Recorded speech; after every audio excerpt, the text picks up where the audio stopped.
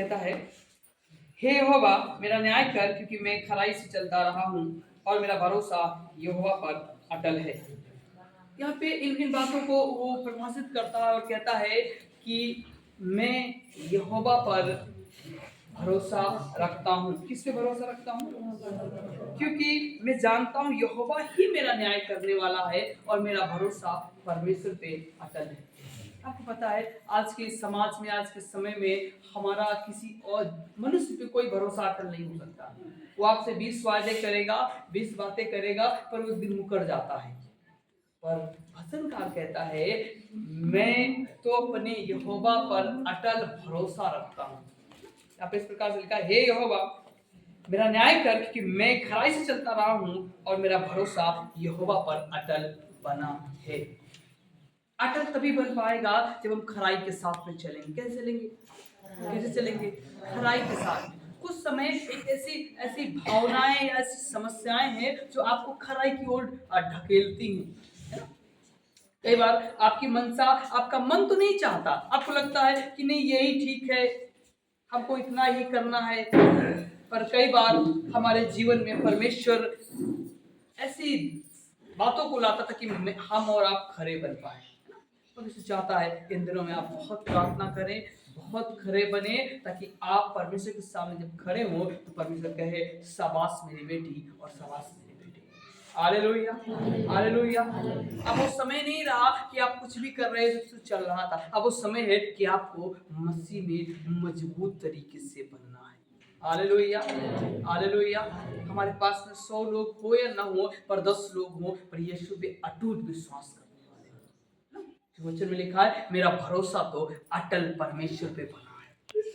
कैसा बना है?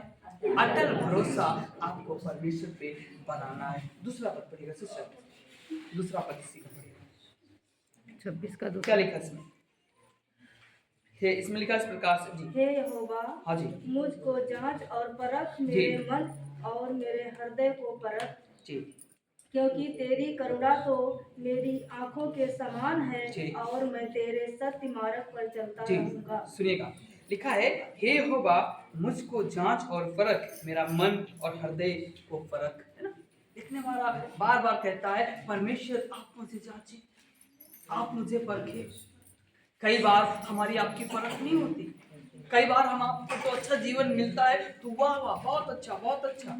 पर जैसे ही परख होती है हमें लगता है परमेश्वर हमारे साथ में अन्याय कर रहा है। जैसे ही हमारी फर्क होती है, जैसे मुसीबत संकट में जाते हैं, ऐसा लगता है कि परमेश्वर हमसे कुछ अन्याय कर रहा है। तो मैं फिर कहना चाहूंगा, परमेश्वर आपको धधकती हुई आग में इसलिए तपाता है कि आप मजबूत बन जाए। Hallelujah, hallelujah. आपको मजबूत बनना है। आपको ऐसे वैसे मसीह नहीं बनना, आपको मजबूत बनना है ताकि आप परमेश्वर में एक दृढ़ विश्वासी बनने पाए। Hallelujah, hallelujah. आपको पता है कोई बरगद या कोई पेड़ जो होता है ना, वो हल्की फुल्की आंधी, बड़ी भी आंधी से गिरता नहीं है। क्यों? क्योंकि उसकी जड़ें बहुत गहराई से जाती हैं। उसकी जड़ें फैल चुकी है। उसकी जड़ें बहुत गहराई तक फैल चुकी होती हैं। अगर आप किसी विशाल बरगद को देखें तो बरगद कितना भी आंधी आए, कितना भी तूफान आए, वो गिरता नहीं। क्यों? क्योंकि उसकी जड़ें मजबूत है, गहराई तक है। आपको पता है, आपको अपनी जड़ों को आप मजबूत बनाना है। अब आपको अपनी जड़ों को गहराई तक फैलाना है। अब आपको अपने विश्वास को मसीह में गहराई तक लेके जाना है, ताकि आप एक ऐसे मसीह बन पाए, आप कितने भी तूफान क्यों ना आए आप पर आप एक दृढ़ जीवन जीकर अपने मसीह को धन्यवाद दे पाए। हालेलुया। अब उस समय है कि आप परमेश्वर के सामने सम्मुख ठहरे और अपने आप को मजबूत करें और कहें, यस परमेश्वर आप हमें बल दें।